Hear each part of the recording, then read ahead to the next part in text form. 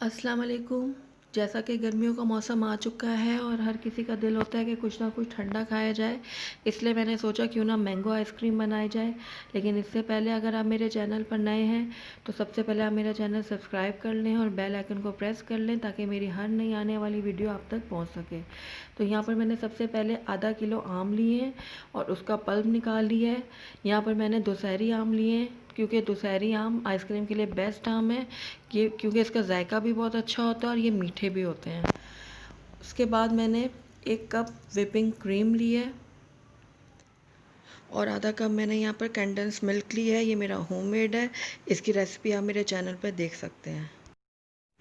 और अगर आप कोई दूसरा आम लेते हैं तो आप कंडेंस मिल्क की क्वांटिटी थोड़ा बढ़ा दीजिएगा। उसके बाद मैंने एक बाउल ले लिया, इसको मैंने फ्रीज़र में रख के अच्छी तरह चिल्ड कर लिया था और ये क्रीम भी बिल्कुल ठंडी है। इन दोनों चीज़ों को ठंडा लेने का मकसद ये है कि अगर हम जब इसको बीट करेंगे तो क्रीम में अच्छी सी पीक्स बने, तो इसलिए मैंने इन दोनों चीज़ों को अच्छी से ठंडा कर लिया था। अब मैं इस क्रीम को 4 से 5 मिनट तक बीट कर लूँगी। मीडियम स्पीड में मैं इसको बीट कर रही हूँ।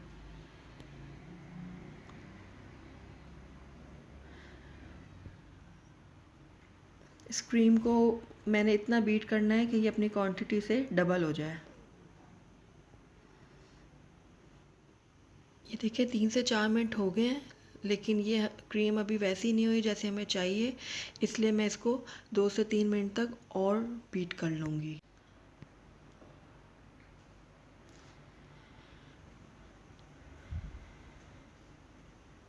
ये देखें 2 से 3 मिनट हो चुके हैं। अब ये क्रीम हमारी बिल्कुल रेडी है।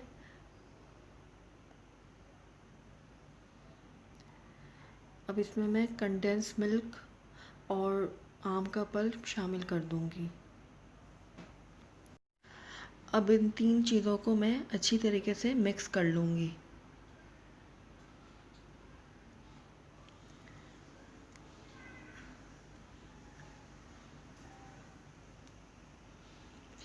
ये देखें तीनों चीज़ें अच्छी तरीके से मिक्स हो गई हैं। अब मैं एक एयर टाइट कंटेनर ले लूँगी और इसमें सारा आइसक्रीम का बैटर शामिल कर दूँगी।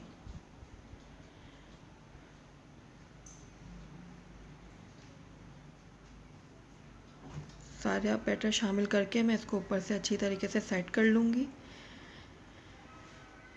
और इसको अच्छी से टैप करके इसको सेट कर दूँगी।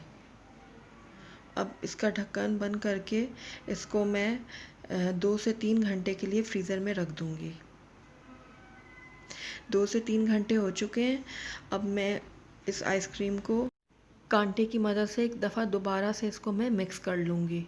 अगर आप चाहें तो हैंड बीटर भी यूज़ कर सकते हैं, लेकिन मैं यहाँ पर कांटे की मदद से सारा अच्छी तरीके से मिक्स कर लूँगी।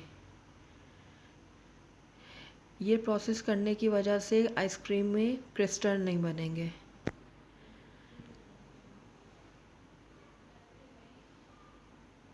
ये देखिए मैंने दोबारा से इसको अच्छी तरीके से सेट कर लिया है। अब मैं इसके ऊपर प्लास्टिक लगा दूंगी। प्लास्टिक लगाने से भी आइसक्रीम में क्रिस्टल नहीं बनेंगे। ये देखें इस तरीके से। अब मैं इसके ऊपर दोबारा ढक्कन लगा के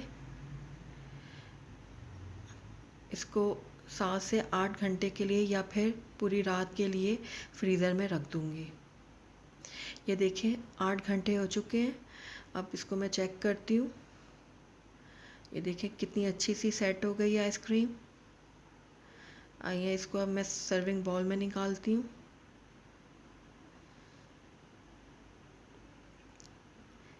ये देखें कितनी सॉफ्ट और क्रीमी आइसक्रीम तैयार हुई है।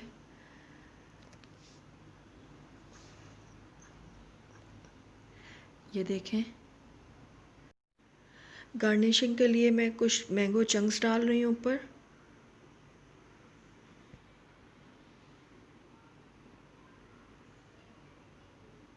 ये देखें इस तरीके से। और कुछ पिस्ते बादाम ऊपर से छिड़क रही हूँ।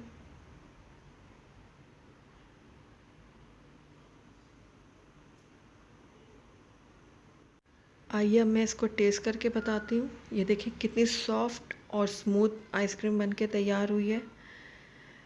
ये देखिए कितना इसका नरम टेक्सचर तैयार हुआ है, क्रीमी सा बिल्कुल। बहुत ही मज़ेदार बनी है ये आइसक्रीम। आप इसको ज़रूर ट्राई कीजिएगा और अपने समर को एंजॉय कीजिएगा। अगर आपको मेरी ये वीडियो पसंद आई है तो इसको लाइक करें, और अगर आप मेरे चैनल पर नए हैं तो मेरे चैनल को सब्सक्राइब कर लें और बेल आइकन को प्रेस कर लें ताकि मेरी हर नई आने वाली वीडियो आप तक पहुंच सके। Thank you for watching. अल्लाह हाफिज़।